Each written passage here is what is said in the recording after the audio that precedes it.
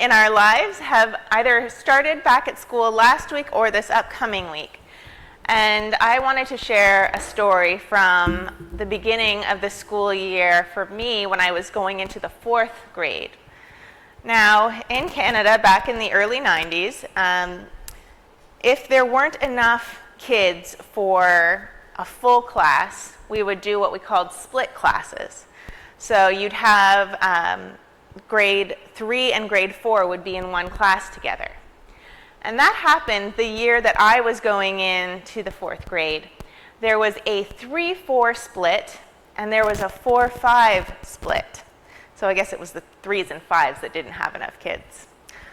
And the way that we found out which class we were in, I'm sure now it's all online, but when I was going into the 4th grade, you showed up at school a day or two before school started, and excuse me, and they read out the class list.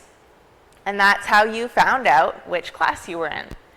So my mom took me to the school. It was the end of the summer, and I saw all my friends there who I hadn't seen all of them all summer, so it was exciting.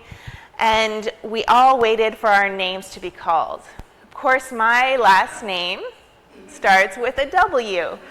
So I listened as all my friends, one after the other, landed in the 4-5 split. And that is like so cool because you're with the older kids. And then they get to me. And I was in the 3-4 split.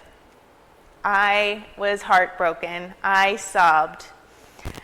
And the worst thing wasn't just that I was separate from all my friends, but the playground was divided. Grade 5 and up got one end, and grade 4 and down got the little kids' end. And so the 3-4 class had to be in the little kids' end, and the 4-5 class got to be in the big kids' end. So every day at lunch, my friends and I would go and we would stand at the line and we would hang out together that way. And if they got, mad at me or something, they could run off to their big kids' end, and it was heartbreaking, really. And we weren't okay with this. It wasn't fair and it wasn't right. We were the same age. Why should they get to be on one side and I have to be on the other side? So what ended up happening was, I don't remember how long it took. In my mind it was months, but it was probably not months. But we went to our teachers and we asked over and over again. We said, it's not fair. We should be able to play on the same side of the playground. And eventually they saw that we were right, and they let the 4th graders from my class go into the big kids' end of the playground. And so it took some hard work, and it wasn't easy, and we were sad for quite some time. But we worked hard enough, and we were able to bring down that barrier, that dividing line between the two ends of the playground. So I wonder what kinds of lines are drawn in our lives.